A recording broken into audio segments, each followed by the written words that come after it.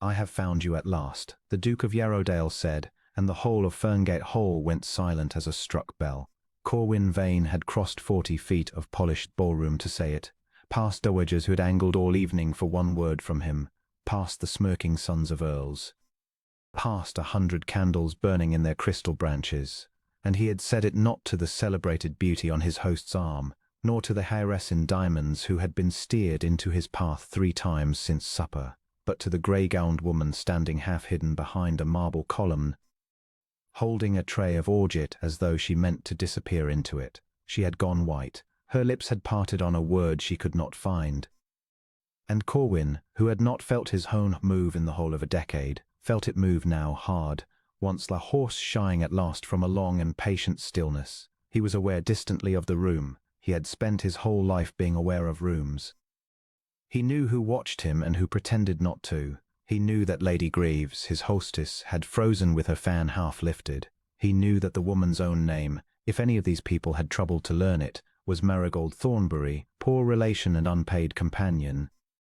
The sort of person a great house, kept the way it kept a good clock, useful, wound each morning, never once looked at. He knew all this in the way he knew the weight of his own signet ring.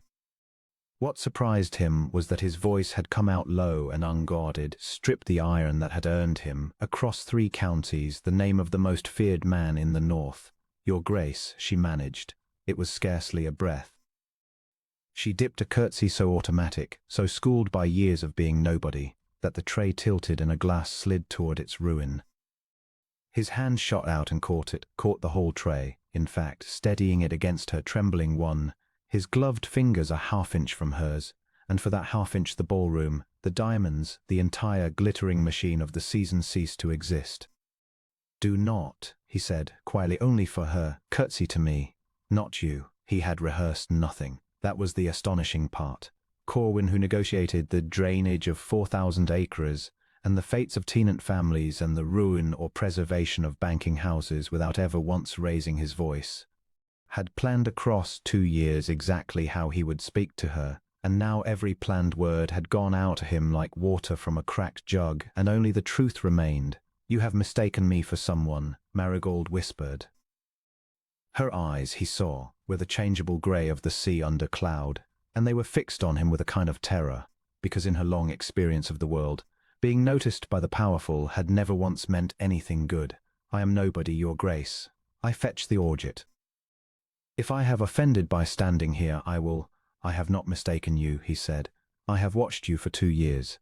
The music had stopped. He had not commanded it to. The little orchestra in the gallery had simply run down, the way the whole room had run down, into a listening hush. Somewhere behind him a woman gave a small disbelieving laugh, quickly stifled. Corwin did not turn. He had learned young that a man who turned to see who was laughing had already lost. 2 years ago this month, he went on, low and even, at the Malcombe Assembly. You will not remember it. You were carrying a shawl for Lady Greaves and looking at the floor. A boy fell from the musicians' gallery. You remember that? He watched the memory arrive in her face, watched her go still with it. Everyone in that room stood and gaped, he said. Grown men, officers. I stood among them. I am not proud of it. You were the only creature in that hall who moved. You did not scream, you did not faint, you did not wait to be told. You went down on your knees in your one good gown in the dirt and the spilled wine, and you had that child breathing again before the surgeon had found his coat. And when it was done and he lived and his mother was weeping over him, you got up and you smoothed your ruined skirts and you went back to holding Lady Graves's shawl, as though you had done nothing, as though no one had seen, Marigold said. Her voice cracked on it. No one ever sees. I saw, said the Duke of Yarrowdale. He had not meant to say so much so soon in so public a place, but he understood, watching her chest rise and fall too quickly, that he had frightened her, and that frightening her was the one thing in the world he could not bear to do. And so he stepped back a careful pace, and set the tray with great gentleness upon the sideboard beside them, and offered, not his arm, which would have been a claim she was in no state to answer, but his open hand, palm up, an invitation and nothing more. Walk with me, he said. Only to the terrace doors, only where you may breathe. You need not take my hand, but I would be glad if you did. For a long moment she did not move, and Corwin prepared himself, with the discipline of a man who had schooled himself to want nothing, to bear her refusal. Then her small, chapped, capable hand, the hand that had brought a dying child back to breath, came up and rested in his, light as a landed bird, and something in his chest that had been clenched for a decade quietly let go. He led her the length of the ballroom. He was aware of every face. He had spent his life being feared, and he had never before been glad of it, but he was glad of it now, for the fear made a road through the crowd, and no one dared step into it, and no one dared say the cruel thing aloud that he could see forming behind a dozen powdered faces. The thought that the Duke of Yarrowdale, who could have had any woman in England, had lost his wits over a companion in a made-over grey gown. Let them think it. He had thought worse of himself and been wrong.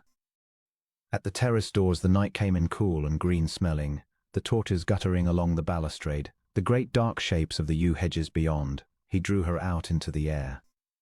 She let go of his hand the instant they were through the doors, and pressed both palms to her cheeks, and he saw that she was fighting not to weep, and he stood a courteous yard away and let her fight it. "You must not do this," she said at last, without looking at him. "Your Grace, you must not. You do not know, you cannot know, what it will cost me. When you have gone home to Yarrowdale and forgotten this by Thursday, I shall still be here. Lady Graves will not forgive me for it. The others will not forgive me for it. They will make me pay for the crime of having been spoken to. I have no money, no name, nowhere else to go. What you have just done," and here she did turn, and her wet eyes flashed with something that was not fear at all, but a low-banked anger he had not expected and found he liked enormously. "What you have just done is very grand and very kind. And it will make you feel a fine, generous fellow all the way home in your carriage, and it will ruin me. So I will thank you, and I will go back inside, and I will beg you never to look at me again." Corwin absorbed this. He was not a man who was often spoken to in such a way, and he found to his own surprise that he was smiling, not the cold court smile he used as a weapon, but a real one, rusty from disuse, that he could feel changing the whole shape of his face. "You think I mean to forget you by Thursday," he said. "I think you are a great man, and I am a tray of orgeat," she said. "I think Thursday is generous." "Miss Thornbury," said the Duke of Yarrowdale, "I have not forgotten you in 2 years. I did not forget you when I sat at my own table with the daughters of half the peerage arranged before me like a bill of fare. I did not forget you when my aunt, who despairs of me, produced an heiress with £30,000 and a face like a Dresden shepherdess, and I could think of nothing but a woman on her knees in the dirt with a dying boy under her hands. I am not a kind man. Ask anyone in that room. They will tell you I am the coldest devil in the north, and they will not be wrong. I do not do this to feel generous. I do it because I have been alone a very long time, and I have watched one honest, unseen, unwearying woman go about a thankless world doing good that no one thanks her for, and I am done, I am utterly done, pretending that I have not." She stared at him. The torchlight moved on her face. "You do not even know me," she whispered. "I know that you rise before the maids and mend Lady Graves's gowns by candle, so that no dressmaker's bill will betray how threadbare that house has grown," he said. "I know you read to the old dowager at Malcombe every Tuesday, though she snaps at you and pays you nothing. I know you gave your winter cloak 2 years ago to the crossing sweeper's girl and told everyone you had simply mislaid it. I know you have not had a new gown since your father died, and I know why your father died poor, though I doubt you know I know. I have made it my business to know you, Miss Thornbury, quietly and at a distance, and without troubling you for 2 years, and I am tired of the distance. That is all. That is the whole of my crime." The wind moved in the yews. Below them, through the tall lit windows, the orchestra had started again, a country dance, and the bright figures wheeled and turned behind the glass like fish in a lamplit bowl, and none of them knew, not one, that out here in the dark the most feared man in the north had laid the whole of his guarded heart on a stone balustrade and was waiting, with a patience that had cost him everything to learn, to see whether a woman who had been taught all her life that she was nothing would dare to believe that she was, to him, the only thing. "Say something," he said, and heard his own voice not quite steady, and did not care. "I am afraid," said Marigold Thornbury. "So am I," said the Duke. And that one admission that he of all men should confess to fear undid the last of her guard, and she gave a wet, startled laugh, half a sob, and pressed her hand to her mouth, and Corwin, watching her, understood with the clean finality of a key turning in a lock that he would spend whatever remained of his life, and every acre and shilling and ounce of power that his name commanded, in the single occupation of making certain that this woman was never again afraid, and never again unseen, and never again made to believe that the world had looked at her and found her wanting. He did not say it. It was too soon. She would have bolted. Instead, he took off his own gloves, folded them, and offered her the plain warmth of his bare hand a second time, there in the torchlight, and said only, "Then let us be afraid together, and see where it takes us. I ask nothing tonight, only that you let me call at Malcolm, only that you do not run from me before I have shown you that I mean it."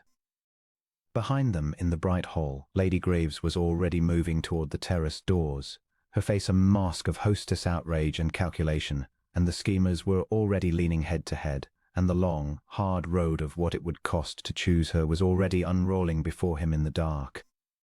Corwin saw all of it. He had always seen everything. It was his curse and his gift. He held out his hand and waited, and after a long moment Marigold took it.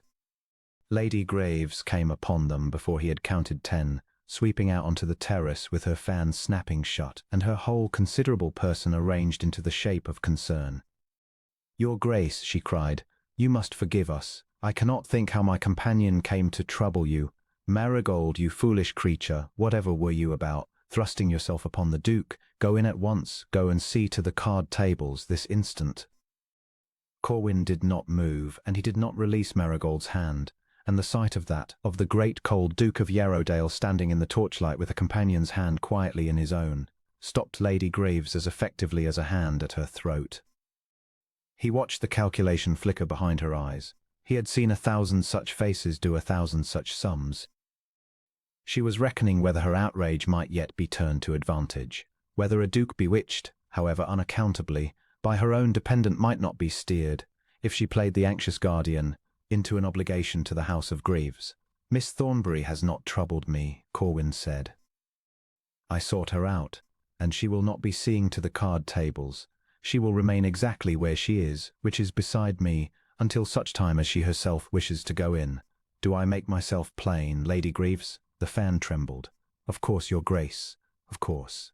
I only meant—" "You meant to call her a foolish creature in my hearing," he said pleasantly, "and to send her from the room like a scalded scullion, so that I might be reminded of the proper order of things. I understood you perfectly. I am reminding you in return that the proper order of things is whatever I say it is. Now, Miss Thornbury is fatigued. You will have your carriage brought round, and she will be driven home to Malcombe in it, alone in comfort, and no one will have a word to say to her about this evening, tonight, or tomorrow, or ever. If I hear that she has been made to suffer for having been spoken to by me, I shall take a very particular and lasting interest in the affairs of this house. I believe you understand me. You have always understood me. It is the only thing about you I have ever admired." He watched Lady Greaves go the grey of old ashes. The mortgage on Ferngate, the shares her late husband had ill-advisedly bound to a venture Corwin's own bank, could call in at a word. The invitation to Yarrowdale she had angled after for 6 seasons and never received. All of it hung, suddenly, in the balance of a single sentence, and she knew it, and she curtsied so low her knees cracked. "You are very good, Your Grace," she said. "No, Corwin said not, but I am attentive. Go and order the carriage." She fled. Marigold, beside him, had not breathed. "You should not have done that," she said, when they were alone again. "I know. She will find some way to punish me that you cannot see. Women like Lady Greaves always do. It will not be a slap. It will be 100 small cruelties over 100 small days, none of which you will ever witness, and each of which will bleed me a little, until nothing," Corwin said, "because you will not be there to receive them. Miss Thornbury, I have no intention of leaving you in that house to be bled by inches. I did not tell you the whole of my mind tonight because I did not wish to frighten you off the terrace. But I will tell you this much. I mean to court you, openly, in the sight of every fine cruel person who has looked through you for years as though you were a window. and I mean to marry you if you will have me, which I do not expect you to decide tonight or this month or perhaps for a long while yet. I am a patient man. I have waited 2 years already. I can wait longer. What I will not do is pretend, for the comfort of Lady Greaves and her like, that I do not want what I want. Marigold looked at him.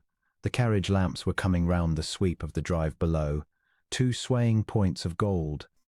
And by their light he saw her face do a thing he would remember for the rest of his life. He saw hope come into it, unwilling, terrified, like a wild thing coaxed halfway out of a wood, and then he saw her deliberately, painfully push it back. "Your Grace," she said, "I have been overlooked my whole life.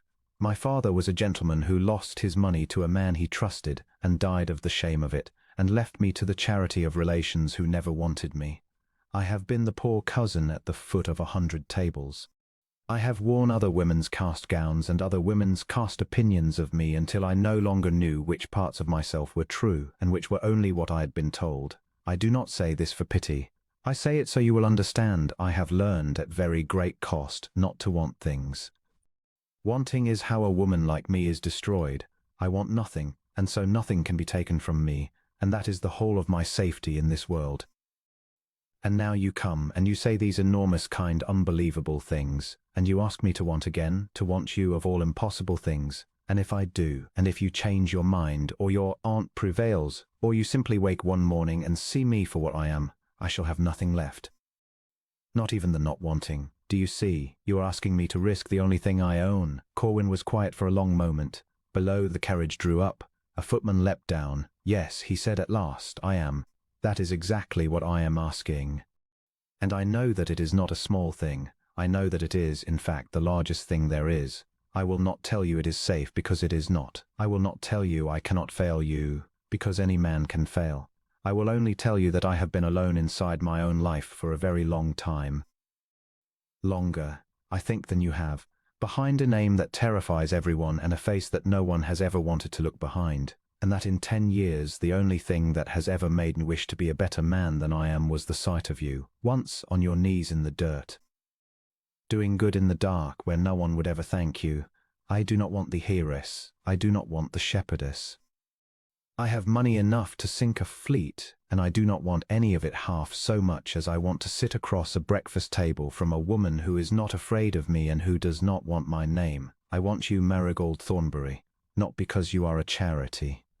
Because you are the bravest person I have ever met, and I have met kings." She was crying now quietly, without any effort to hide it, which he understood to be its own kind of surrender, the surrender of a woman too long accustomed to hiding everything. "You have met kings," she repeated, half a laugh through the tears. "Two," said Corwin gravely. "Neither impressed me. You impress me." She laughed properly then, and wiped her face with the back of her wrist in a gesture so unguarded, so entirely without artifice, that he had to look away toward the yews for a moment to master himself. "I cannot answer you tonight," she said. "I have not asked you to. But I will let you call at Malcombe," she said in a rush, as though she must say it before her courage failed, "on Tuesday, when I read to the old dowager. She is deaf as a post and will not know a duke from a chimney sweep, and there is no one there to whisper. You may sit with us, if you truly mean it, and we shall see." "We shall see," Corwin agreed, and it was the most beautiful sentence anyone had spoken to him in 10 years. He handed her into the carriage himself. He would not let the footman do it. He tucked the rug about her knees with his own hands, an intimacy so far beneath his station that the footman's eyes went round as coins, and Corwin met the man's astonishment with a level look that closed his face like a door. Then he stood back, and the carriage pulled away down the dark avenue. And he watched the 2 gold lamps dwindle and turn at the lodge and vanish, and he stood in the empty torchlight a long while after, alone as he had always been alone, but for the first time in a decade not lonely, because somewhere out there in the dark a woman was riding home who knew now that she had been seen. Behind him the ball roared on. He did not go back in. Instead he walked round the side of the house to where his own carriage waited, black and unmarked but for the small silver crest on the door, a hawk, wings folded, watching, and he climbed in and told his coachman to drive slowly, and he sat in the dark of the swaying box with his hat on his knee, and thought about the long years behind him and the harder road ahead. For he was not a fool, and he did not pretend to himself that any of it would be easy. He knew what he had begun tonight. He had lived his whole life at the top of a cruel and glittering ladder, and he knew precisely how the people on the rungs below him would receive the news that the Duke of Yarrowdale meant to reach down past all of them and lift up a nameless companion. They would not merely disapprove. They would set to work. There would be the whispers first, and then the cuts direct, and then the poisoned kindnesses, and then when whispers failed there would be the schemes, for there was money in his marriage, a very great deal of it. And there were 3 or 4 families who had spent years and fortunes maneuvering their daughters into his path, and those families would not surrender the field to a poor relation without a war. Chief among them, he thought, watching the dark hedges slide past, would be his own aunt. Lady Sabina Vane, his late father's sister, who had ruled Yarrowdale as its mistress through all the long years of his solitude, and who had a candidate of her own, Miss Honoria Fenwick, the shepherdess, the £30,000, and who would regard the elevation of Marigold Thornbury not as an eccentricity to be indulged, but as a direct assault upon the order of a world she had spent her whole life defending. Sabina loved him in her iron way. He did not doubt it. But she loved the idea of Yarrowdale more, the great cold correct machine of it, and she would sacrifice his happiness to that machine without a flicker, and call it duty and believe herself kind. Corwin closed his eyes and let the carriage rock him, and he made, in the dark, 3 quiet resolutions. The first was that he would go to Malcombe on Tuesday, and every Tuesday after that, if she would have him. And he would court Marigold Thornbury not with jewels she would refuse, and not with speeches she would distrust, but with the one thing she had never in her life been given, which was time, patient, unhurried, undemanding time. The attention of a man who wanted nothing from her but the pleasure of her company. The second was that he would not lie to her ever, about anything, even when the truth was hard, because she had been managed and handled and lied to by kind-seeming people her whole life, and he would be the one person in the world who never did. And the third, the coldest and the surest, was that anyone who set out to harm her, to shame her, to bleed her by inches, or to drive her from him, would learn, slowly and completely, exactly why the North had spent 10 years afraid of the Duke of Yarrowdale. He opened his eyes. The lights of the town were rising ahead, and beyond them, black against the stars, the long ridge that led home to Yarrowdale, where his aunt would be sitting up for him with a decanter and a list of eligible girls. "Drive on," he told the coachman quietly. "I am ready for her now." He was not, of course. No man is ever quite ready for the people who have loved him longest and understood him least. But he had a thing worth fighting for at last, which he had not had that morning, and it changed the whole architecture of his courage, and he sat straight in the dark and let the carriage carry him up the long hill toward the first battle of the war he had chosen. Lady Sabina was waiting in the small library, as he had known she would be, with the decanter untouched and her spine very straight, and a letter already half written on the desk before her, which she covered with her hand when he came in. "You made a spectacle of yourself," she said, without greeting. "The whole county will have it by noon. The Duke of Yarrowdale mooning over a companion in a made-down gown. I have had 3 notes already, brought by grooms who killed good horses to be first with the news."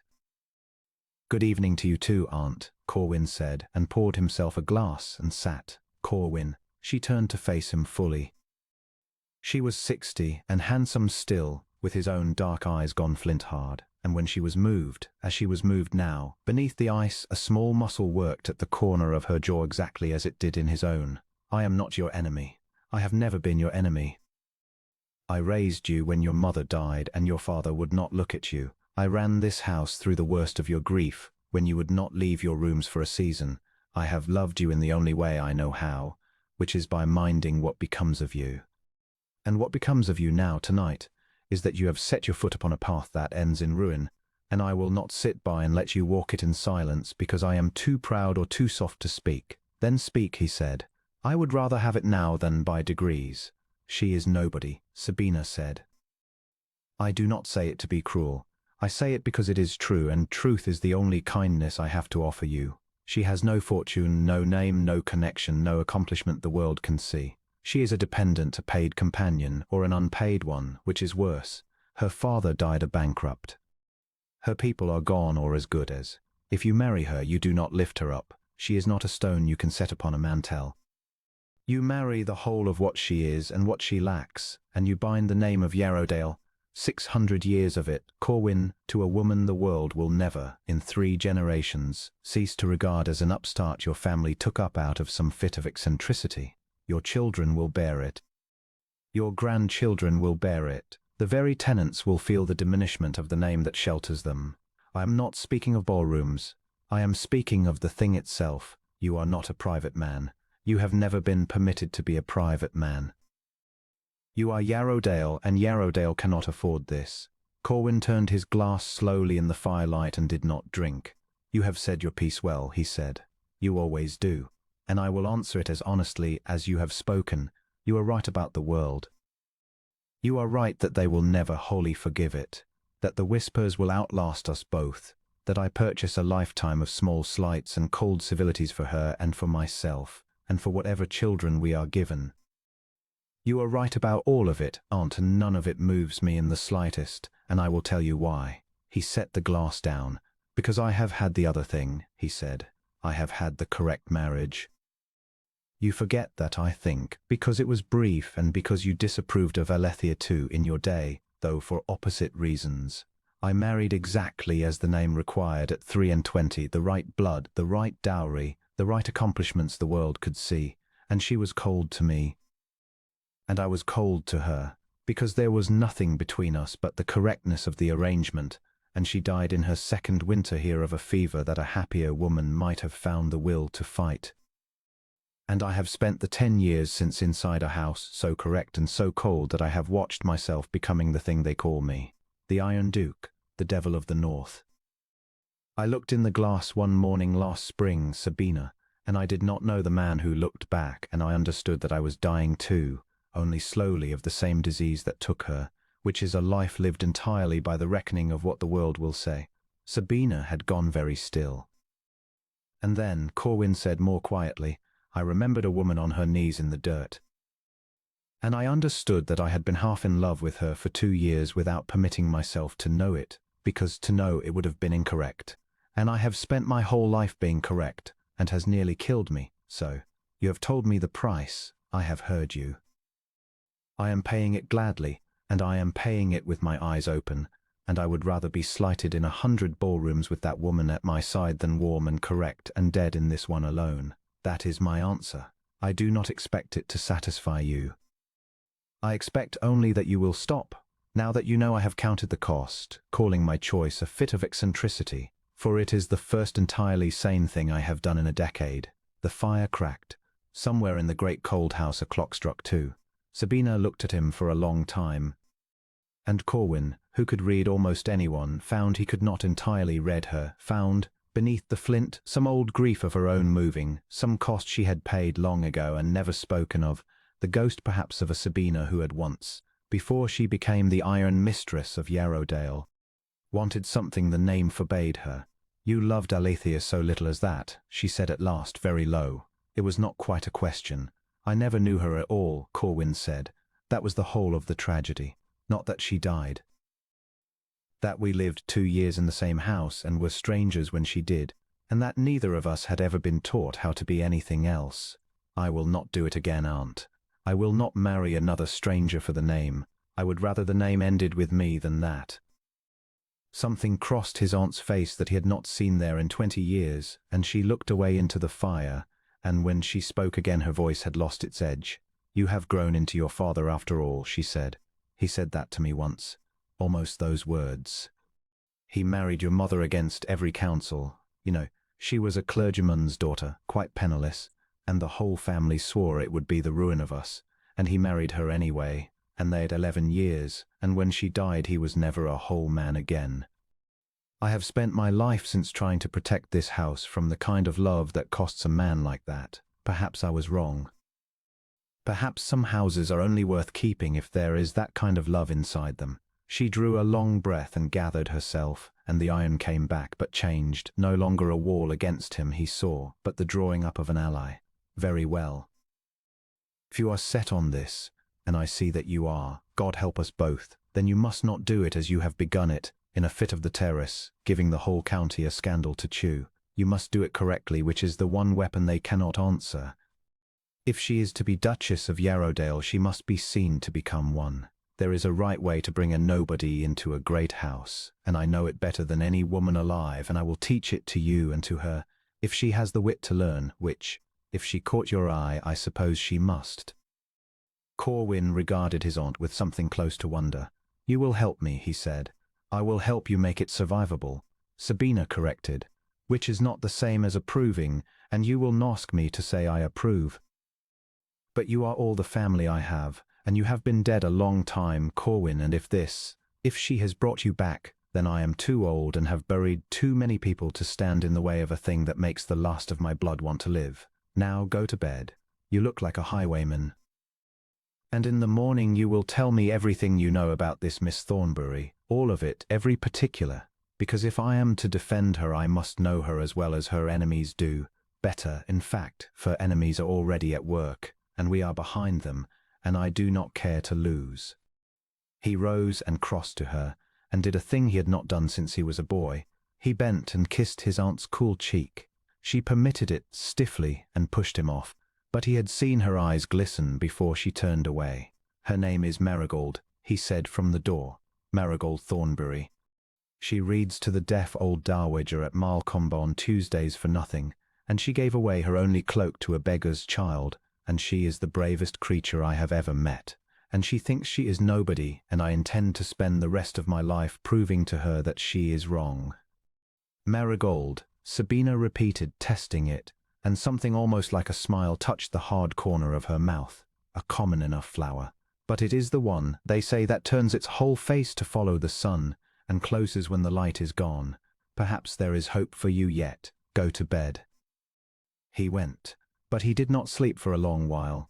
He stood at the tall window of his chamber and looked out over the black park of Yarrowdale, 600 years of it, the ridgeline and the lake and the folly on the hill and the little lights of the tenant cottages beyond the wall, all of it his. All of it a weight he had carried alone since he was 23, and for the first time he did not feel the weight as a burden, he felt it as an offering. He would lay it at her feet, all of it, not to buy her, for she could not be bought, but because a man who has found the one person who makes his whole cold inheritance feel like a warm and worthy thing to give, wants above all, to give it.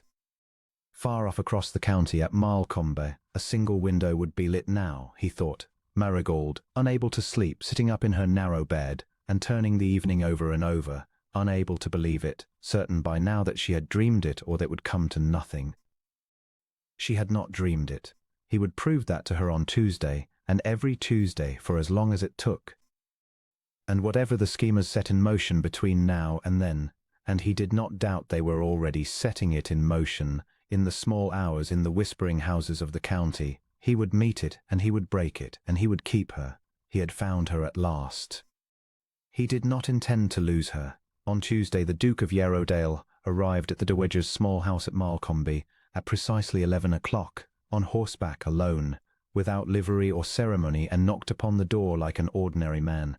Marigold answered it herself. A book under her arm and her sleeves pushed back and a smudge of coal dust on her wrist, and the sight of him on the step in the grey morning light stopped the breath in her. He saw it stop. He had ridden the whole way telling himself she would have thought better of it.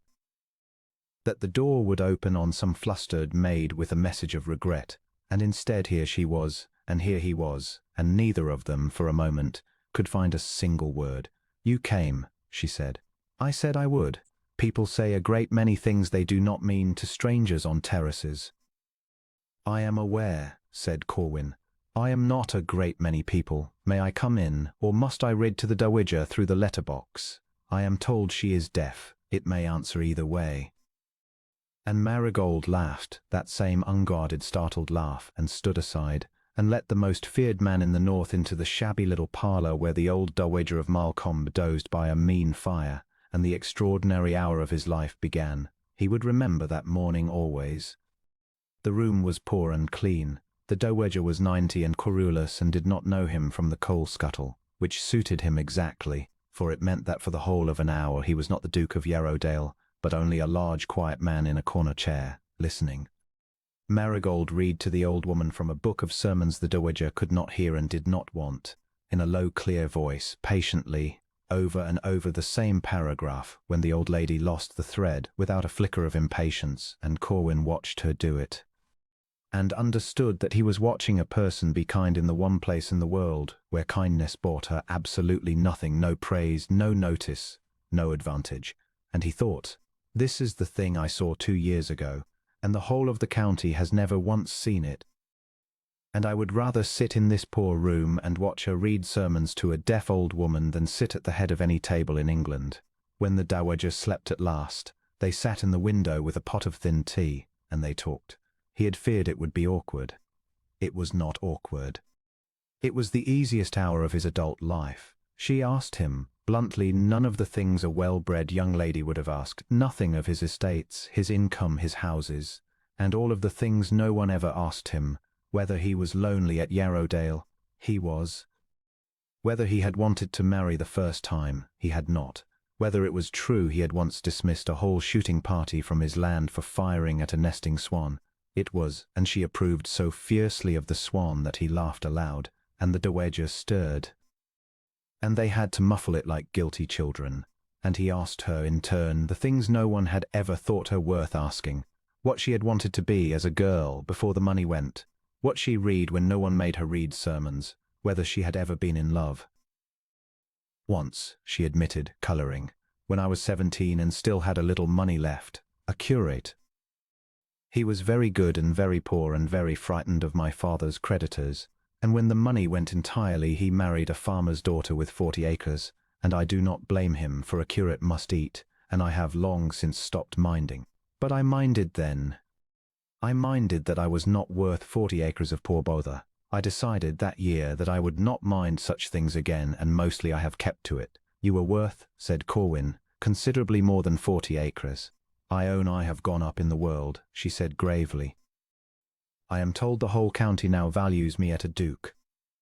He put his head back and laughed until his eyes ran, and it was the first time he had laughed like that, helplessly, without guarding it, in more years than he could count, and when he had recovered he looked at her across the thin tea and the sleeping dowager and said, quite seriously, I want to say a thing, and I want you to let me say the whole of it before you argue. Can you do that? She folded her hands and nodded. I am not courting you, he said, to rescue you. I want that understood between us, plainly from the start, because you are a proud woman and you will look for the charity in it, and there is none. If I wanted a poor woman to rescue, there are 100 within a morning's ride of Yarrowdale, and I could settle a pension on any of them and feel the warmer for it and never think of them again. That is not what this is. I am courting you because I am selfish. Because in the whole of my life you are the only person whose company I have ever preferred to being alone, and I have been alone a very long time, and I am tired of it, and I want your talk, your temper, your fierceness over swans and curates, your face across a breakfast table. For the entirely selfish reason that it would make me happy, which nothing has done in 10 years. I am not saving you, Marigold.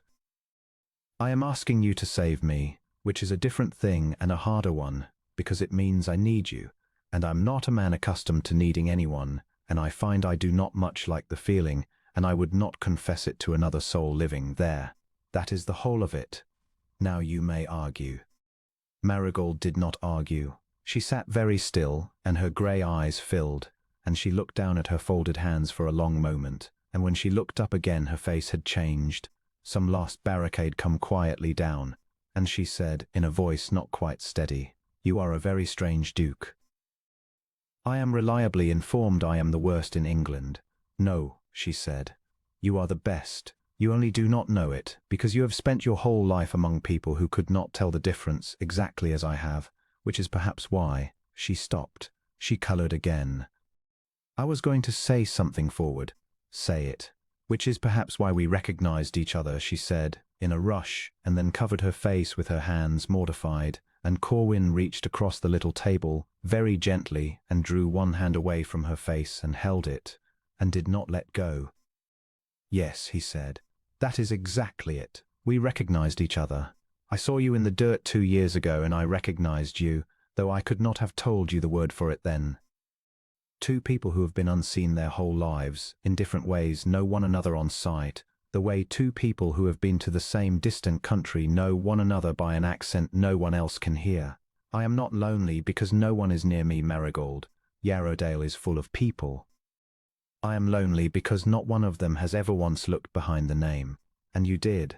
On a terrace, frightened half out of your wits, you looked at me and you were angry with me for being kind, and no one in 10 years has ever been angry with me.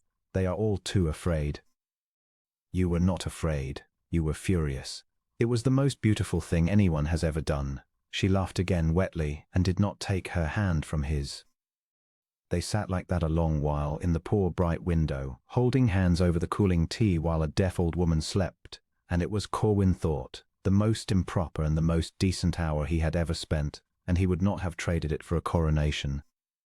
He came again the next Tuesday and the next. He learned the shape of her days and fitted himself quietly into their edges.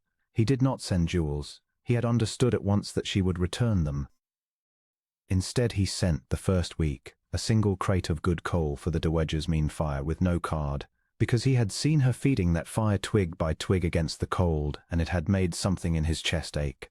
The second week he sent books, not to Marigold, who would have refused them, but to the parish school at Malcombe in her name, a whole case of them, so that when she went to the school on Thursdays, she found her own name on a plate inside the covers and understood, without a word passing, that he had been listening when she told him what she read when no one made her read sermons. The third week, when she mentioned, in passing, a tenant family near the Dowedgers whose roof had fallen in, and who had nowhere to go before winter, the roof was mended by Friday, by men who would only say they had been sent, and asked for no payment, and touched their caps to Miss Thornbury as though she were the one who had done it. He courted her, in short, not by giving her things. She could not be bought, and he loved that she could not, but by turning the whole vast machine of his power, for the first time in his life, toward the small good things she cared about and could not reach, and he watched her understand him. He watched her fall slowly, unwillingly, gloriously, against every instinct of self-protection she had spent a lifetime building, in love with a man not for his greatness, but for the fact that he had laid his greatness down at the feet of the deaf and the poor and the roofless, because she cared about them, and he cared about her. By the 5th Tuesday she met him at the door, not with a book but with her bonnet already on, and said, "The Dowager is asleep for the morning, and I have arranged to be spared until 2, and I should like to walk, if you would." They walked in the water meadows below Malcombe, in the pale gold of an October morning, with the frost still white in the shadows and the river running low and clear, and it was there, with no old woman sleeping to overhear and no county to whisper, that Corwin stopped at the stile at the meadow's edge and turned to her and found he could not speak at all. "You have gone very quiet," Marigold said. "You are never quiet."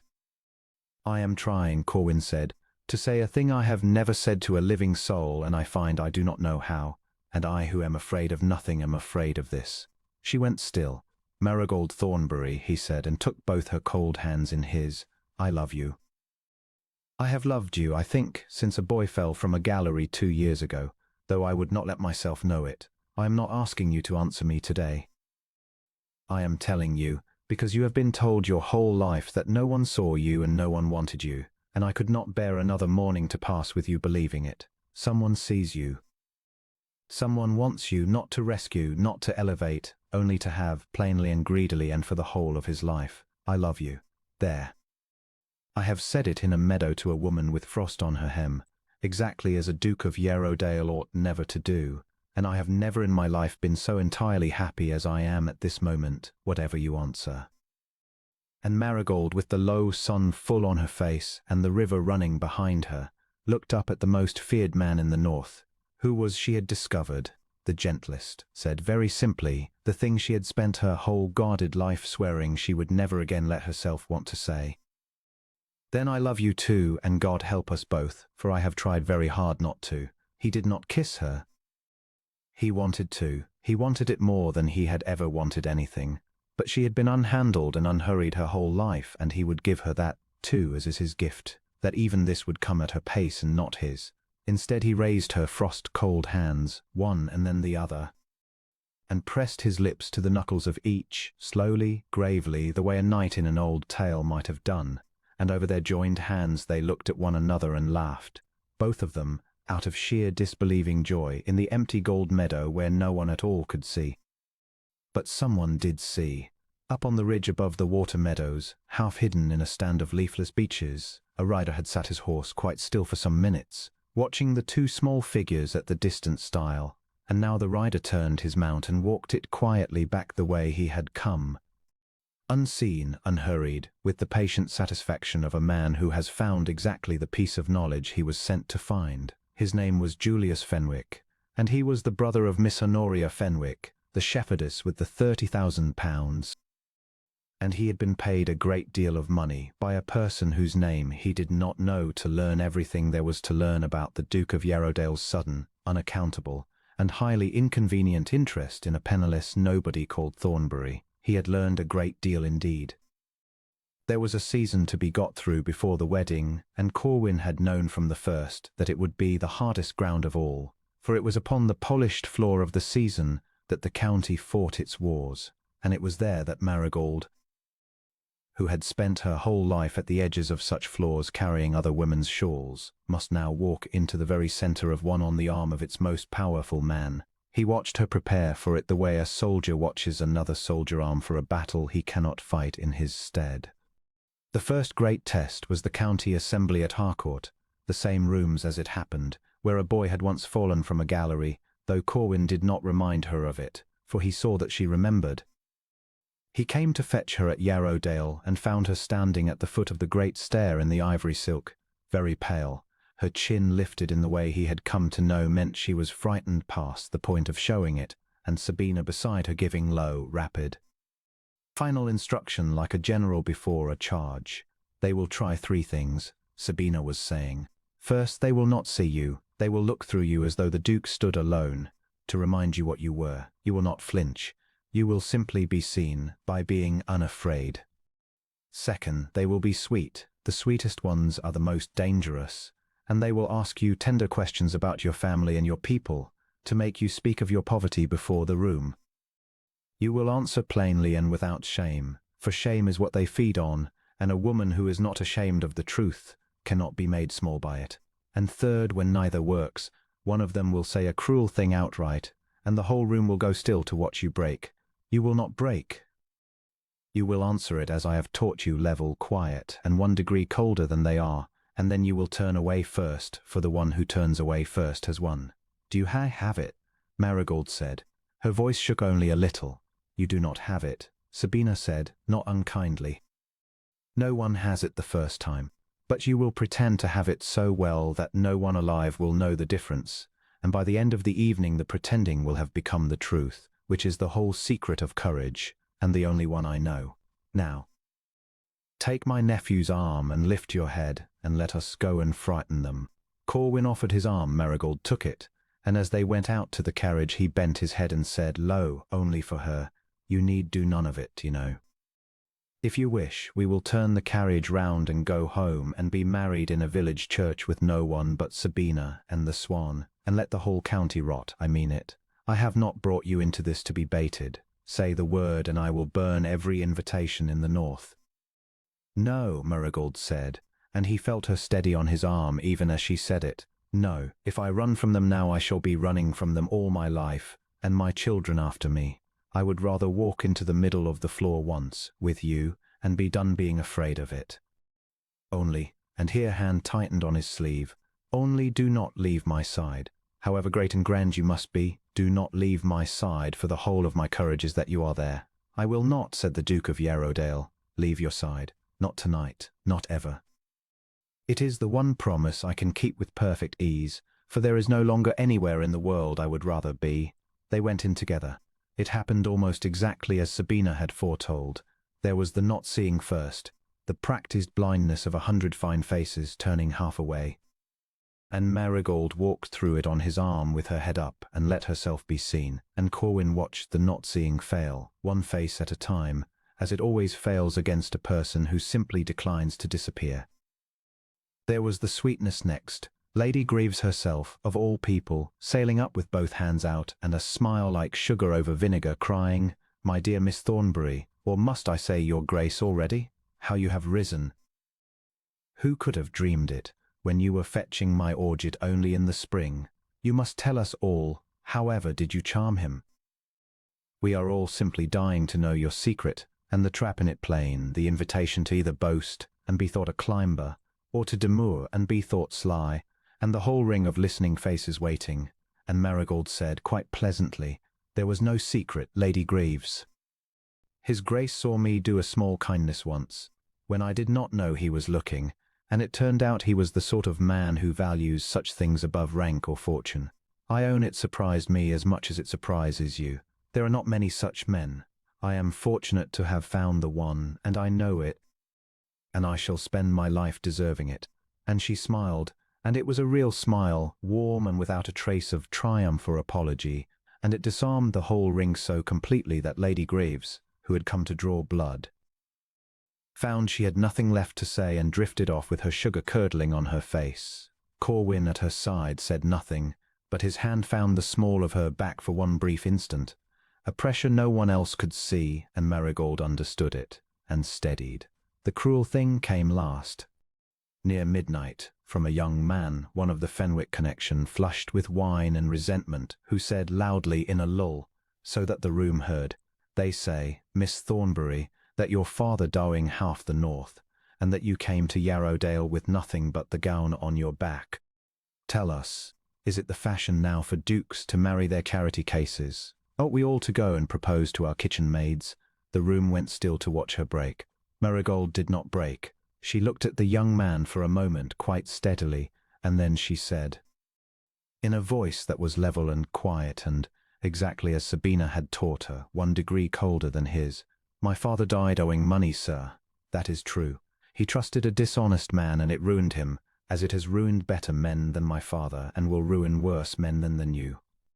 I came to Yarrowdale with nothing, that is also true, and his Grace married me anyway for myself and not my fortune, since I had none, which I should think any woman in this room would give her whole dowry to be able to say of her own husband. As for your kitchen maids, sir, I would counsel you to treat them very kindly. One never knows which overlooked person may turn out to have been worth the whole of one's contempt." And she turned away, first, and left him standing scarlet and alone in the sudden savage, delighted silence of a room that had come to see her humbled and had watched her instead take the measure of the one man foolish enough to try. Corwin did not laugh. But afterward, in the carriage home, in the dark, he took her hand and raised it to his lips and held it there a long moment and said, unsteadily, "Sabina will be insufferable. She will say she taught you every word of it."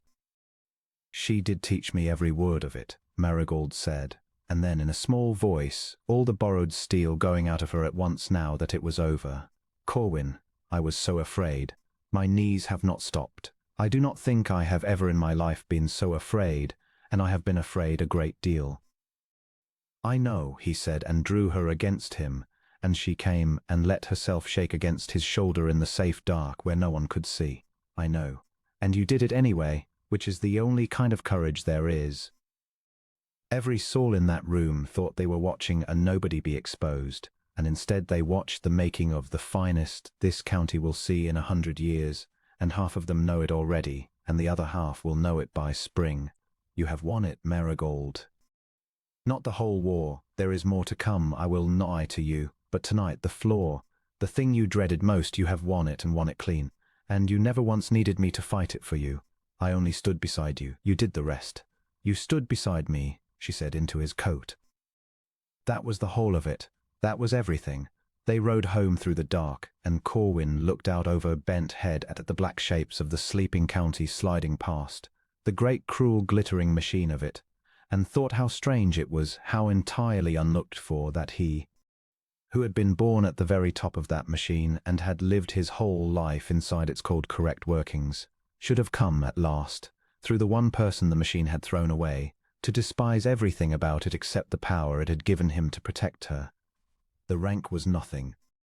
The name was nothing. The flaws and the seasons and the precedents were nothing, or worse than nothing. There was only this, a frightened brave woman shaking against his shoulder in a dark carriage, who had walked into the center of the thing that terrified her because she loved him, and whom he would spend the rest of his life making certain never had to be so frightened again. There were other evenings, other flaws, other tests, all through the long weeks of that season, and Marigold passed each one a little more surely than the last, until the pretending had become the truth exactly as Sabina had promised, and the county, which cannot help loving a winner, began by slow degrees to forget that had ever meant to despise her. But Corwin knew, even as the flaws grew easier, that the real war had not yet been fought, that somewhere behind the sneers and the sweetness was a cold, clever mind that had not spent its cruelty and did not mean to, and that the true blow, when it came, would come not on a ballroom floor at all, but in the dark, and aimed not at his wife's pride, which had proven unbreakable, but at her heart, which had not. He was right. He was always right. It was his curse and his gift. In the quiet weeks between the assembly at Harcourt and the first arrival of the trap, Corwin came to know a happiness so unfamiliar that he did not, at first, have a word for it, and had to watch himself feeling it the way a man watches a strange light come up over a country he thought he knew by heart. He had expected, if he was honest, that winning her would be the end of the wanting, that the getting of a thing so long desired must, as with everything else in his cold, correct life, prove smaller in the hand than it had seemed in the longing. It did not. It grew. Every day at Yarrowdale it grew, and it grew through the smallest things, the things no one had ever thought to promise him when they told him, all his life, what a great marriage would be.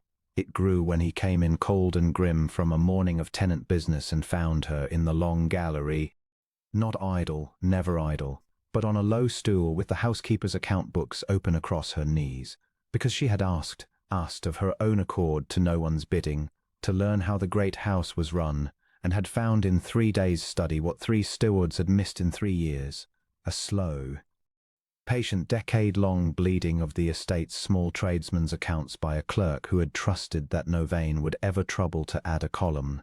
She showed it to Corwin plainly, without triumph, a little afraid he would be angry that she had looked. He was not angry.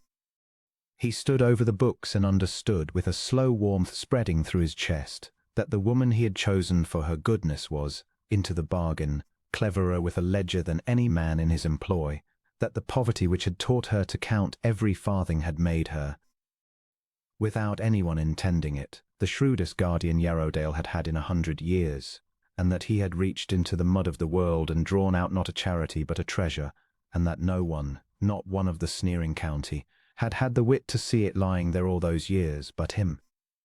"You are not angry," she said, watching his face. "I am the very opposite of angry," Corwin said. "I am ashamed.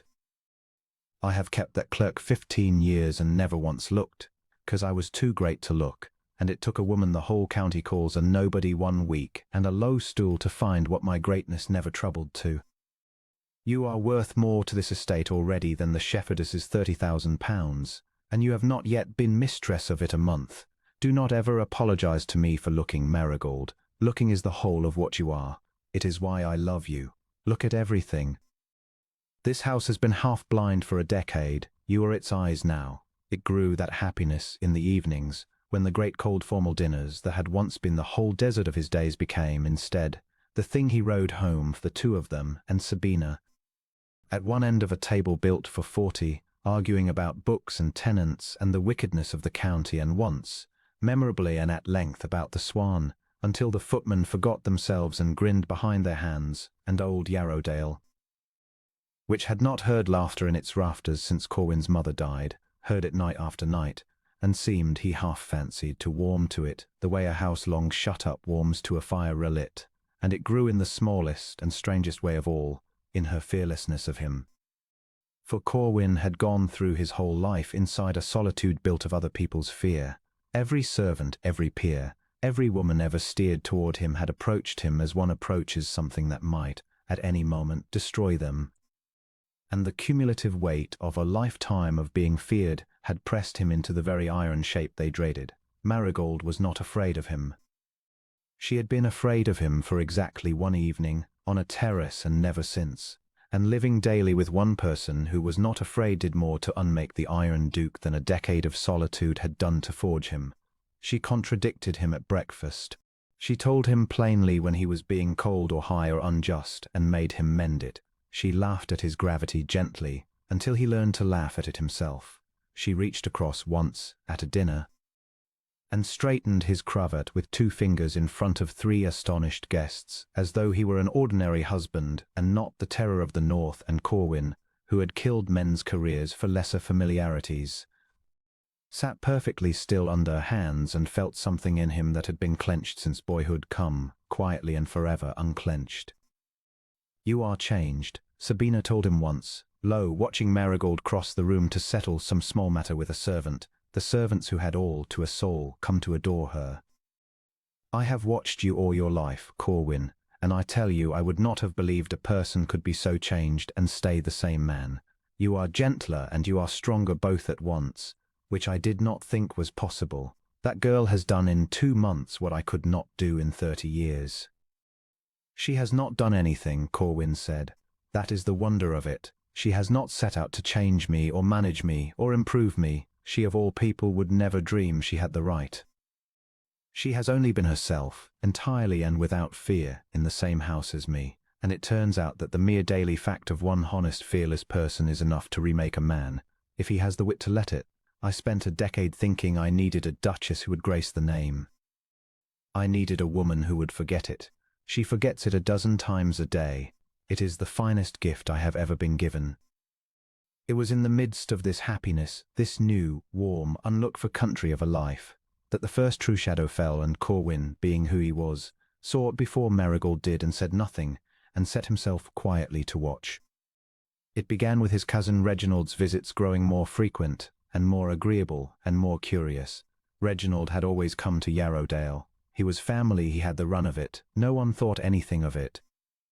But now he came oftener and stayed longer, and was so very warm to Marigold, so full of tender interest in her comfort, her people, her history, her happiness, that a lesser observer would have thought him the truest friend the new Duchess had in the world. Marigold, who had never in her life been shown such kindness by a person of rank and had no reason to distrust, was touched by it, and grateful and open with him, and Corwin, watching his agreeable cousin draw out of his unguarded wife, gently and by inches, the whole map of her poverty and her past and her fears, felt the first cold finger of warning move up his spine, and could not for the life of him have said then exactly why. He knew why later. He knew why entirely, on the day in the counting house at Harrogate when a sweating moneylender gave up a name. But in those early bright weeks he knew only the animal warning, the sense a hunted man never loses of being himself, quietly hunted. And he honored it the way he had learned to honor it in a hard life, not by accusing, for he had no proof, but by watching and by saying nothing, and by holding his wife, when she slept, a little tighter in the dark, as though he could feel already, coming from somewhere out beyond the warm-lit rooms, the first cold breath of the thing that meant to take her from. "You are brooding," Marigold said to him one such night, half asleep, her head on his shoulder. "You do it in the dark, when you think I cannot see. What is it you are afraid of, Corwin? You who are afraid of nothing." "I am afraid," he said into her hair, and it was the truth, though he gave her only the shape of it and not the whole, of how much I have to lose. "I went 40 years, Marigold, with nothing I could not afford to lose, and I called it strength, and it was only emptiness. And now I have you, and I find I am a coward at last. For there is a thing in the world I could not bear to lose, and a man who cannot bear to lose a thing lies awake in the dark listening for the footstep on the stair. That is all. It is the price of the happiness, I think. I would not give the happiness back to be rid of the fear. Nor would I," she said, and burrowed closer, trusting warm entirely his. "Only do not listen too hard, my love. Some footsteps never come. Sleep." But Corwin lay awake a long while holding her, listening, and far off in the county, in the cold agreeable dark, the footstep he could not yet name was already patiently upon the stair. The betrothal was announced quietly, correctly, and in exactly the manner Lady Sabina had prescribed. A notice in the proper papers, a small dinner at Yarrowdale for a dozen of the county's least spiteful families, and Marigold brought into the great house, not as a triumph flaunted but as a fact so calmly established that to object to it was to seem provincial. Sabina had been as good as her fierce word. She had taken Marigold in hand with the ruthlessness of a general, and Corwin had watched, in the weeks between, a thing he had not expected. The two women, the Iron Aunt and the frightened companion, had come warily to respect one another. Sabina had expected a scheming little climber and found instead a proud, plain-speaking, self-effacing woman who wanted none of what Sabina had spent her life guarding, and who once, when Sabina remarked cuttingly that a duchess must learn to hold her tongue, had replied, "I have held my tongue for 30 years, my lady. It is the holding of my ground that I shall need teaching in." And Sabina had looked at her a long moment and said, unwillingly, "Yes, I begin to see what he saw." Marigold learned. She learned the names and the pedigrees and the precedents, the thousand small cruelties of a great table, the art of the level answer to the veiled insult. Corwin, watching her learn, was torn between pride and a low grief, for every lesson was armor, and he hated that she should need armor, and he understood that she had worn armor her whole life, only of a poorer make, and that this at least was armor that fit. But he had not reckoned, and this was the failure that would nearly cost him everything, on the sheer patient malice of the people whose plans he had overturned. It began, as Marigold had foretold, on the terrace, not with a blow but with 100 small cuts. An invitation to Yarrowdale mysteriously not delivered, so that a family arrived a day late and blamed the new mistress. A whispered word at a card party that the companion had always been forward, that there had been talk at Ferngate.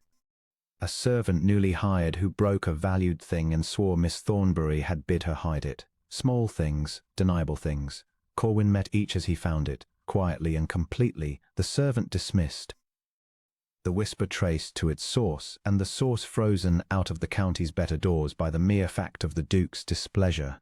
But he could not catch them all, and he knew he could not, and he saw the strain of it beginning to tell on Marigold, who bore each cut in silence and would not let him see her weep, exactly as she had borne every cut of her hard life, and who was learning, he feared, distrust her own new happiness as a thing too large and too fragile to be real.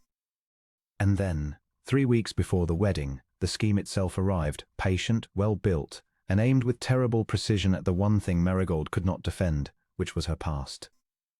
It came in the form of a letter, delivered to Lady Sabina rather than to Corwin, for the schemers had rightly judged that the aunt, though won over, was the softer ground, that Sabina's love of the name might yet be turned against the marriage if the name were shown to be in danger. The letter was anonymous. It enclosed a second letter, older, genuine, in the hand of Marigold's own dead father, written in the last desperate months of his ruin, a letter begging a loaf, a man named in it, a man of business, a man to whom the letter made plain Thornbury already owed a very great sum, borrowed against a promise the letter also made plain, the promise of his daughter's hand, once she should be of an age, in settlement of the debt.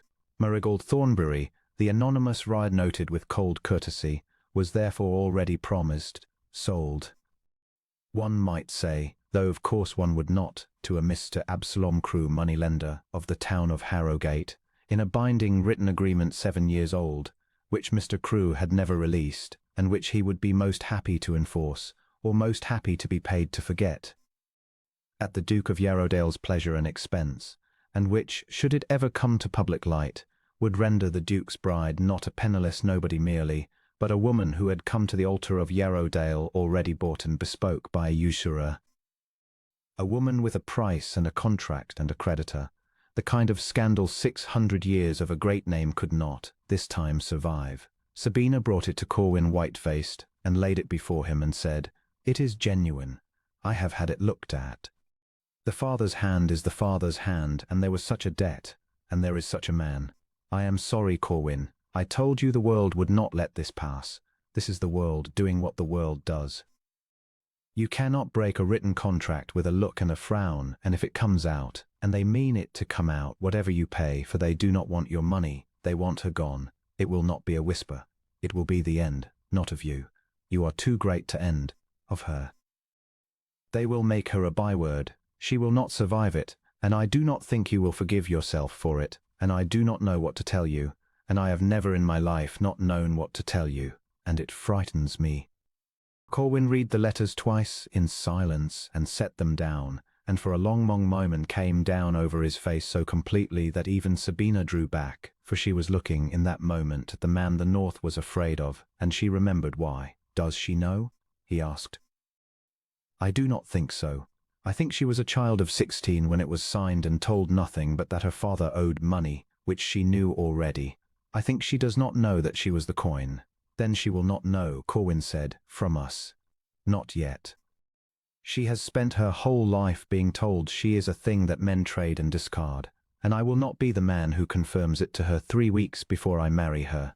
Do you understand me, Aunt? She hears this from no one. I will deal with it." "Deal with it how?" Sabina cried, and there was real fear in it now, real love stripped of all its iron. "Corwin, you cannot buy it off. They do not want to be bought. And you cannot break it, for it is lawful, and you cannot outrun it, for they will simply publish it the day you wed. There is no road through this. I have turned it every way. I who have spent my life at this game can find no move, and if I cannot, there is a road," Corwin said, rising and going to the window and looking out over the black November park with his hands clasped behind him and his whole formidable mind, the mind that had bent banking houses and drained counties, turning at last, fully, coldly, murderously, to the problem before him. "There is always a road. You have looked for the move a gentleman would make, Aunt, and there is none, and so you have despaired. But I am not, in the last account, a gentleman. I am the Duke of Yarrowdale, and I have spent 10 years being feared for nothing, and I find I am glad, at last, to have a use for it.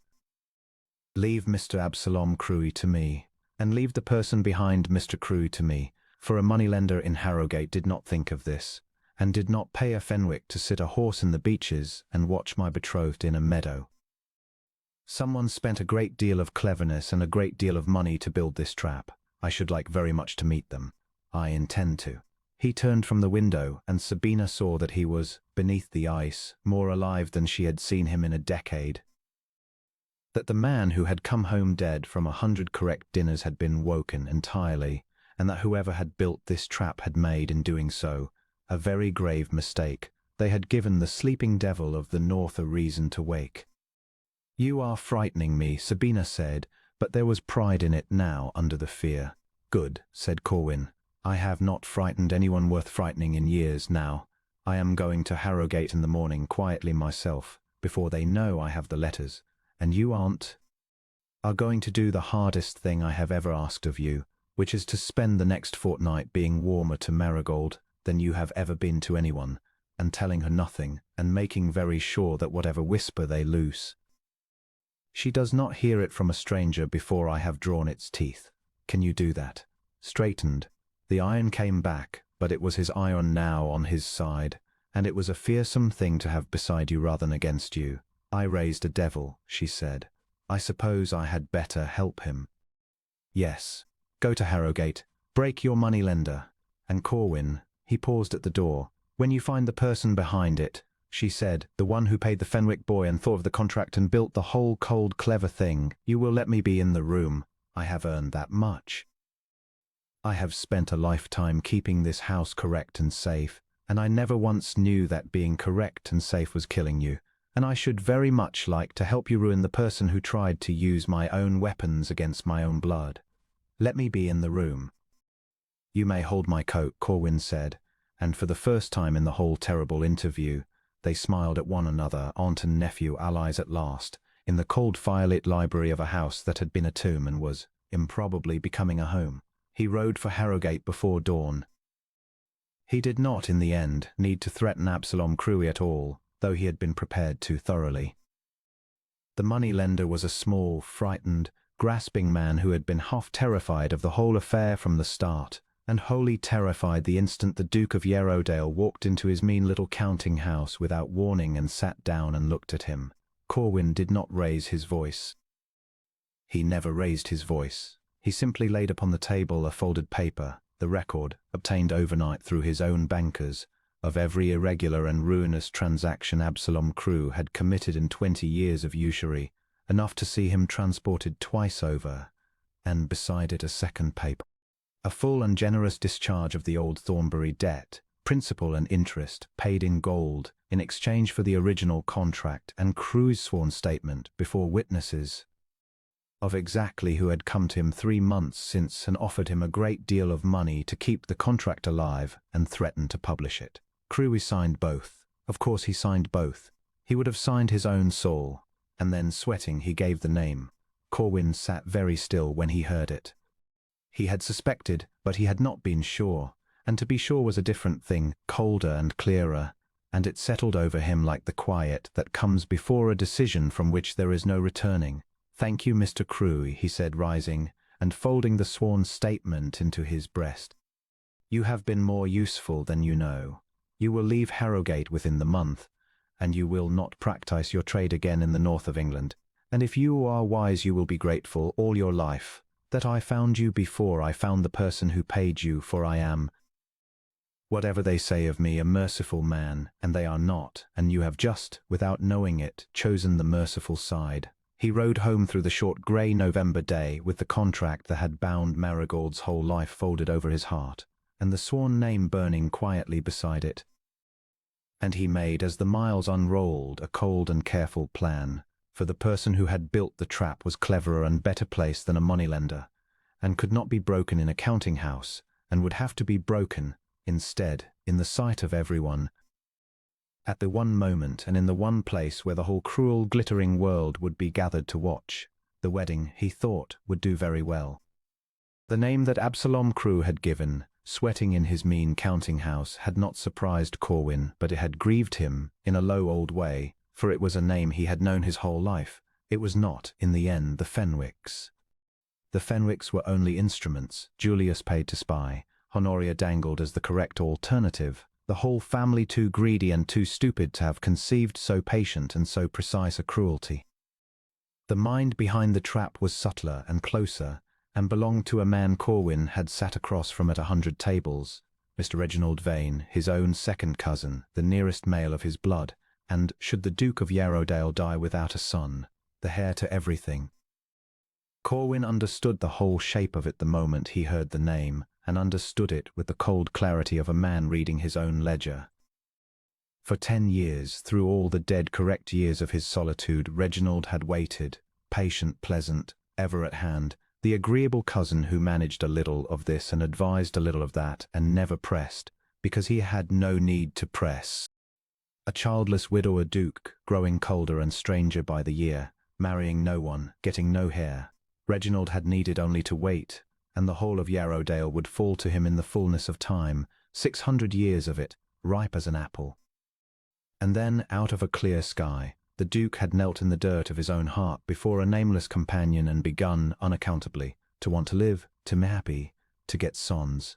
And in a single evening on a terrace, Reginald Vane had watched his whole patient decade of waiting turn to ash. He had not raged. He was far too clever to rage. He had simply gone to work, quietly, to remove the woman who stood between himself and an inheritance he had already in his heart spent.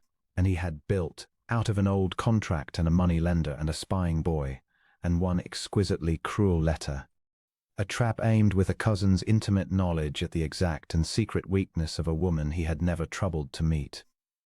"He nearly took her from me," Corwin said to Sabina in the cold library the night before the wedding, before ever the letter reached Marigold's own hands, for he told his aunt the name, and only his aunt, my own blood, for an inheritance. He would have driven her into the dark and let the county tear her apart, and stood at my elbow the whole time with his kind cousin's face, condoling with me on my disappointment, and waited for me to die alone after all, so that Yarrowdale might come to him clean. That is the man who has sat at my table since we were boys. Sabina had gone the colour of ash. I never trusted him, she said low. I could never say why. He was always so very agreeable. I distrust an agreeable man the way I distrust a warm December. Corwin, what will you do? You have the proof. You could ruin him utterly, cut him off, break him in the courts, cast him out of the family and the county both, and no one would say you had done wrong. I could, Corwin said. And I will decide how, at the wedding before them all, for I want it settled in the light, where it was hatched in the dark. But there is a piece still missing, aunt, and it troubles me, for a mind so careful does not usually leave a piece loose. Crewe is dealt with. The Fenwick boy has confessed. The contract is burned. Reginald must know by now that the public shaming has failed, and a clever man, seeing his best trap diffuse, does not simply give up. He changes the angle of the blow. I do not think he is finished. I think he has one stroke left, and I cannot see what it is, and it is keeping me from sleep. He should have trusted that instinct further than he did. He should have set a watch on his own wife's door that very night. But he was weary, and the wedding was at noon, and the last cold stones of his plan wanted laying, and he told himself the danger was public and past. "You will not move against him yet," he said to Sabina, rising at last and going to the window. "Not tonight, not a word or a look. He must not know that we know, not until the wedding, for a cornered clever man is more dangerous than a confident one, and I want him confident, and I want him watching when I settle it. Say nothing. Do nothing, be as agreeable to him as he is to us. Can you do that?" "I have been being agreeable to Reginald Vane for 30 years, Sabina said grimly. "I can manage 1 week more." "But Corwin, you said yourself he has a stroke left, and you cannot see it. That frightens me more than all the rest. A man who would do this much will do more. Guard her.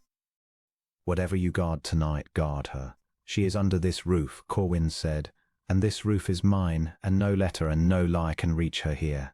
She is safe, aunt. It is the one thing in all this I am sure of. He was wrong. It was the only time in the whole affair that he was wrong. And it was the once that mattered, and he would carry the memory of that easy, weary certainty to the end of his days. For even as he spoke the words, "She is safe," Reginald Vane's last stroke, the letter, was already climbing the great stair in the hand of a paid maid toward the one heart in all the house that had no armor against it. The dark hour was already begun. He simply did not yet know it.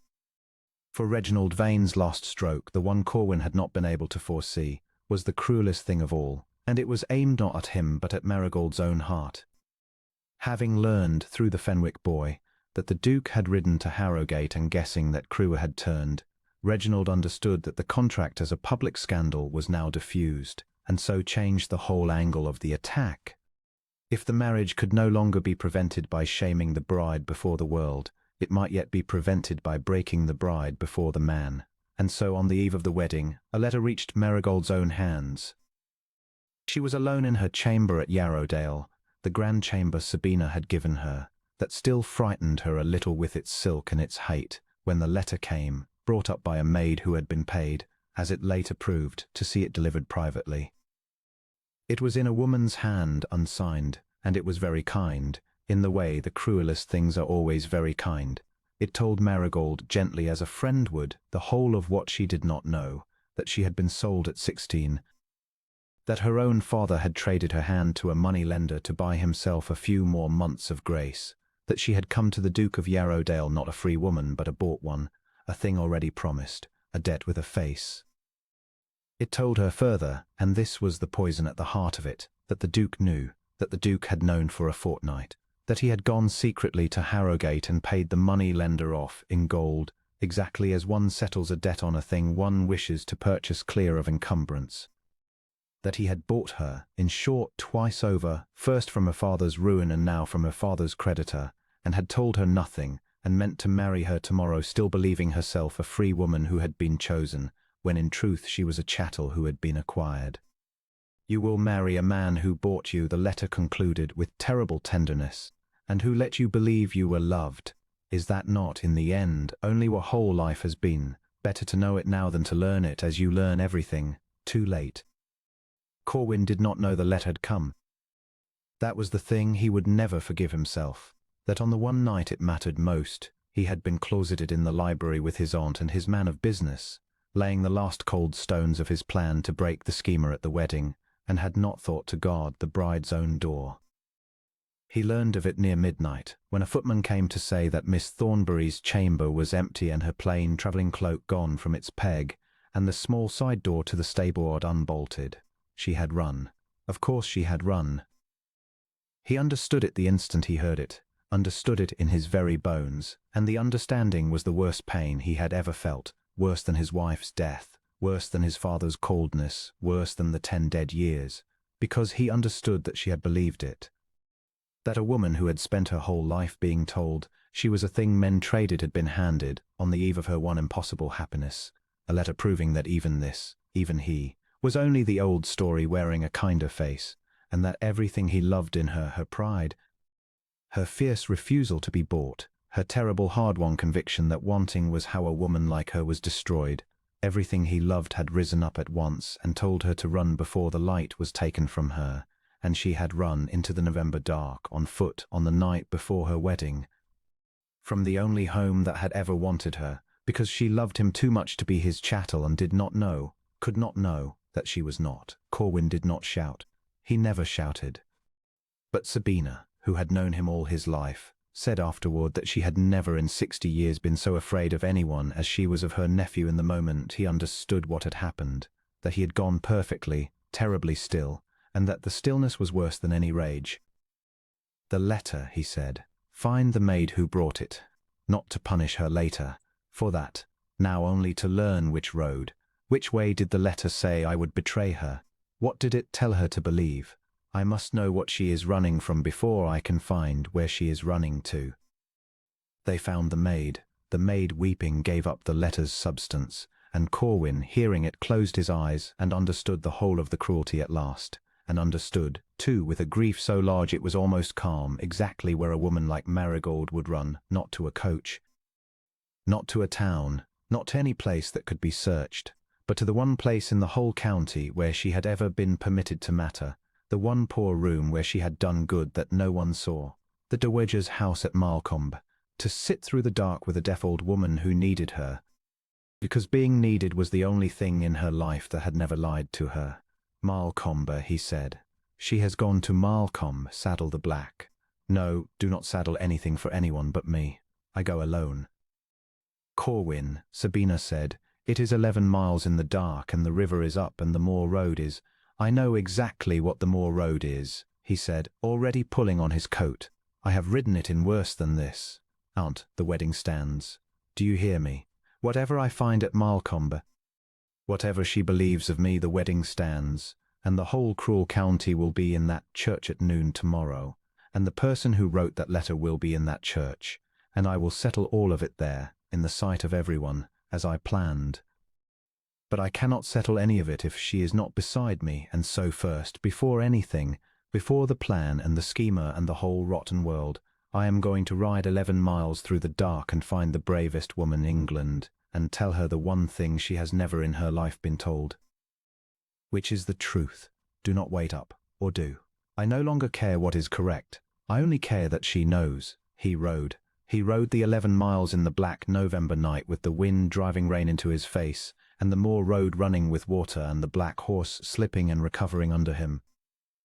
And he did not feel the cold, and he did not feel the danger, and there was room in his whole hammering mind for only one thing, which was the memory of her face in the gold meadow when she had said, "And God help us both, for I have tried very hard not to," and the unbearable knowledge that somewhere ahead of him in the dark, on foot, soaked and freezing and certain at last that the world was exactly as cruel as she had always feared, was the one person he could not live without, and that he had let her be told the one lie in all the world she had no defence against.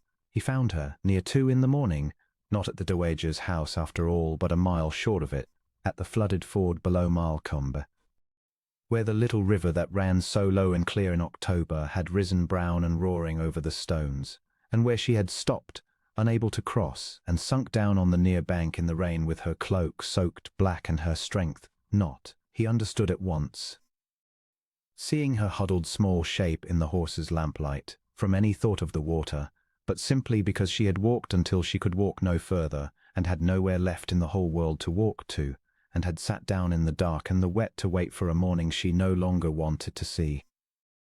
He was off the horse before it had fully stopped. Marigold.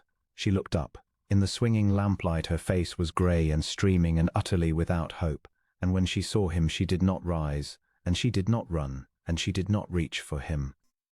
She only looked at him with those changeable grey eyes gone flat and dead as the flat dead water, and said in a voice with nothing left in it at all, "Go home, your grace. You have bought me twice.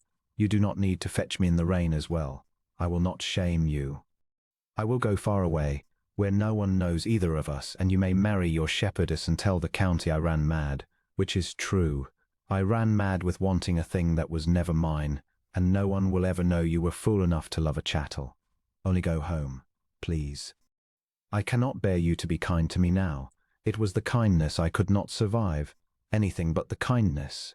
And the Duke of Yarrowdale, the Iron Devil of the North, went down on his knees in the mud and the flood water of the near bank, exactly as she had once gone down in the dirt for a dying child, and took her cold dead hands in his, and did the only thing left in the world to do, which was to tell her, kneeling, soaked, unguarded and entire, the truth. Listen to me, Corwin said, kneeling in the flood water, gripping her cold hands, as though he could pour his own warmth into them by force of will. Listen, and do not answer until I have finished, for I have ridden 11 miles to say this, and I will say the whole of it if I drown for it. The letter told you a true thing and a lie, cunningly braided, and you could not tell them apart in the dark, because you have been taught your whole life to believe the lie. So I am going to untangle them for you here, now on my knees, and you are going to hear the truth from me once, plainly, and then you may believe it or not, but you will not be able to say ever again that no one told you. The true thing is this. Yes, when you were 16, your father, drowning in ruin, signed a paper promising your hand to a moneylender against a debt. It is true. It is monstrous, and it was done to you, a child, and you never knew, and I would have given 10 years of my life to spare you ever knowing it. That much of the letter is true. And here is the lie, Marigold, the lie so cruel and so clever that I could almost admire it if it had not nearly killed you. The lie is that I bought you. I did not buy you. I went to Harrogate, yes, secretly, and I paid that debt and I burned that contract. But I did not do it to purchase you clear like a horse with a lion on it. I did it to set you free. Do you understand the difference? There is all the difference in the world. I did not pay to own you. I paid so that no man could ever say he owned you, so that you would stand at that altar tomorrow, not as a thing that had been traded, but as a woman who had never, in the eyes of God or the law, been owned by anyone at all, and who was therefore free, free Marigold. For the first time in your whole life, to give her hand to whomever she chose, or to no one, exactly as she pleased. I did not tell you because I did not want you to marry me out of gratitude, and I did not want you to carry, the night before your wedding, the knowledge that your own father had sold you. I wanted to spare you that. I judged wrong. I should have trusted you with the whole truth, ugly as it was. Because you are braver than I gave you credit for, braver than anyone, and my trying to protect you was itself a kind of managing, the very thing I swore I would never do, and I am sorry. I am more sorry than I have ever been for anything, but hear me, hear the shape of it. I did not buy you. I bought your freedom, and then I got down on my knees exactly as I am on my knees now, and I asked you, a free woman, owned by no one, to choose me, and you did. In a gold meadow, before you knew any of this, when you had nothing to gain and no debt to pay and no reason on this earth but the truth of your own heart, you chose me. That was real. That is the only real thing. Everything the letter told you was built to make you doubt the one true thing you have ever been sure of, and I will not let it. I will kneel in this river until the flood takes me before I let it. Marigold was trembling, whether from cold or from the words he could not tell, and her flat dead eyes had begun terribly slowly to fill. You paid to set me free, she repeated, as though the words were in a language she was only now learning. I paid to set you free, Corwin said, and then I begged you to bind yourself to me instead, which is the most selfish thing I have ever done, and the truest, and I would do it again 1,000 times. Marigold. The whole of my crime is that I love you too much to have told you a thing that would hurt you, and I see now that loving someone means trusting them with the hurt as well as the joy, and I will spend the rest of my life learning to do it better.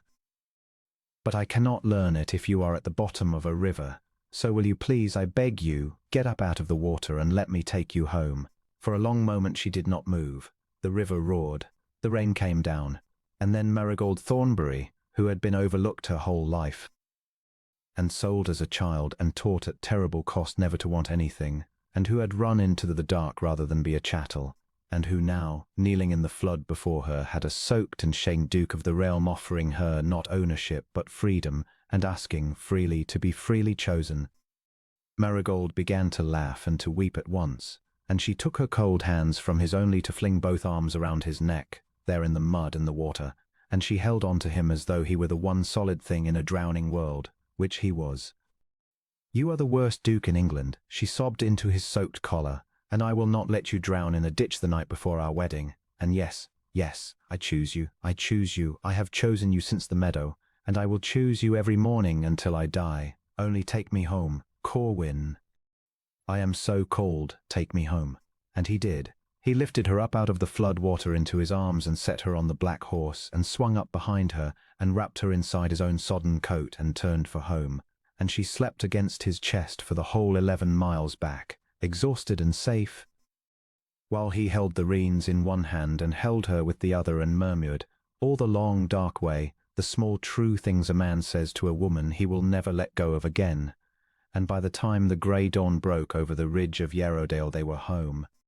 And Sabina was at the door with every lamp in the great house burning against the dark, and she took one look at the two soaked half-frozen figures on the horse and did a thing Corwin had never seen him do in his life. She burst into tears and gathered Marigold into her arms and said, fiercely into her wet hair, "You foolish, brave, impossible child, we thought we had lost you. Do not you ever, ever run from this house again. It is your house, do you hear me? It is your house now." And Marigold, astonished, clung to the Iron Aunt who was weeping over her, and the last of her long loneliness went quietly out of her forever. They were married at noon. She had not slept above 4 hours, and neither had he, and they stood at the altar of the great cold couch pale and shadow-eyed and quietly, incandescently happy, and the whole glittering cruel world was gathered in the pews to watch, the dowagers and the earl's sons, the Fenwicks, Lady Greaves, Reginald Vane with his agreeable cousin's face carefully composed, all of them, come in their finest to see whether the mad duke would truly go through with it, or whether the nobody would fail to appear. She appeared, on Sabina's arm, in a gown of plain ivory silk that Sabina had chosen and Marigold had earned, with no jewels but a single strand of small pearls at her throat that had been the duke's own mother's. She walked the length of that church with her head up and her grey eyes clear, and Corwin, watching her come, thought his heart would break with the plain glory of it. And then, when the vows were spoken and the ring was on her hand, and the thing could no longer be prevented by anyone, the Duke of Yarrowdale turned from his bride to face the church, and settled the whole terrible weight of his attention upon the congregation, and the room went silent as a struck bell, exactly as the ballroom had gone silent on the night it all began. "Before we go out," he said, in the low, even carrying voice that the North had feared for 10 years, "I have one further matter to settle, and I will settle it here, before God and all of you, because it was begun in the dark, and it will end in the light. Someone in this church, some months ago, paid a man named Fenwick to spy upon my betrothed. Someone paid a moneylender in Harrogate to keep alive a monstrous contract made over a child of 16, and to threaten to publish it, in order to shame my bride out of my life. And someone, on the very eve of this wedding, sent to my wife a letter of such precise and studied cruelty that it drove her, alone into a flooded night, meaning to vanish forever rather than be thought a thing that had been bought. I have the moneylender's sworn statement. I have the name he gave. I have the Fenwick boy's confession, freely made in exchange for his own escape from ruin. I know exactly who did this, and why, and I could name them now, and see them broken and cast out and finished in this county forever, and every soul in this room knows I have the power to do it, and the will." He paused. You could hear the candle flames. He did not look at Reginald Vane. He did not need to. The whole church, by the terrible instinct of a crowd, had already found the one white face at the idol's edge that had ceased entirely to breathe. "I am not going to name them," said the Duke of Yarrowdale. A stir went through the church. "I am not going to name them," he said again, "because my wife has asked me not to. This morning, before we came, when I told her all of it and offered her the destruction of her enemies as a wedding gift, she looked at me and said that she had spent her whole life being made small by cruel people, and that she would not begin her new life by making herself small enough to answer them in kind, that the person who did this is already, and will always be, so much poorer than we are, so much colder and emptier and more alone. To ruin them would be only to spend our first hour of happiness on them, and they are not worth 1 hour of it. And I looked at my wife. His voice did not break, but it came very near, and I understood that she is, as she has been from the first, a far better person than I am. And that this mercy, this refusal to become the cruelty that was done to her, is exactly the thing I saw in the dirt 2 years ago, and could not name, and I will follow her in it, as I intend to follow her in everything for the rest of my life. So I will not name you. You know who you are. You will sit in this church and hear your intended victim spared and cherished and made a duchess before your eyes, and you will go home to your cold, clever, empty life, and that quiet, that being permitted to keep your name while knowing precisely what you are, is a far heavier sentence than any I could pronounce, and it is the one my wife has chosen for you, and it is more than you deserve. He turned back to Marigold and took her hand, and the whole cruel, glittering world sat stunned and silenced in its finery, humbled not by a blow, but by the sight of 2 people it had overlooked being, quietly and completely, better than all of it. You have been certain your whole life, he said to her, lonely for her, though the whole church strained to hear, that no one ever saw you. Well, they see you now, every one of them, and they will go on seeing you every day for the rest of our lives, as I have seen you from the first, which is not as a nobody, not as a companion, not as a debt or a charity, but as the truest and the bravest and the most quietly extraordinary soul I have ever known.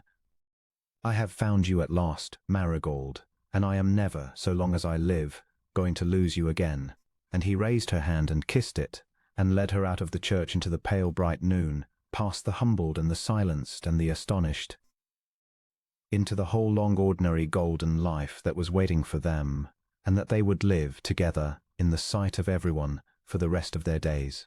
That first evening at Yarrowdale, when the guests were gone and the great house had quieted and the tall windows held nothing but the last blue of the dusk, Corwin found his wife.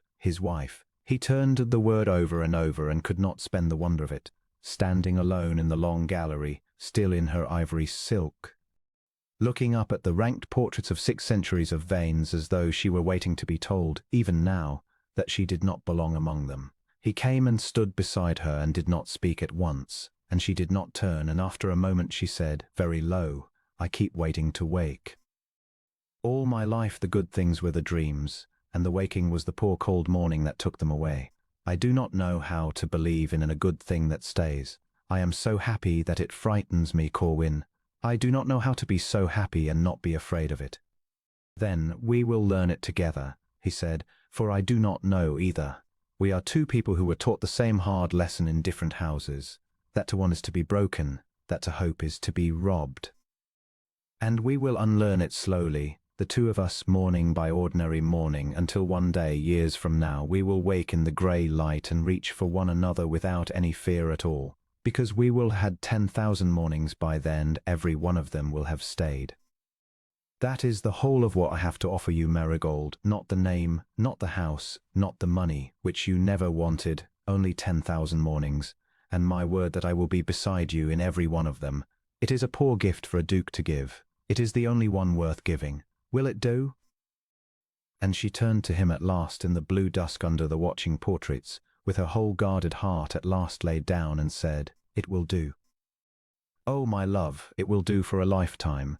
And he gathered her in, and the last light went out of the tall windows, and the 6 centuries of cold correct Vanes looked down for the first time in their long history upon 2 people in that house who had married for nothing in all the world but love. The years were kind to Yarrowdale and to its duke, and above all to its duchess.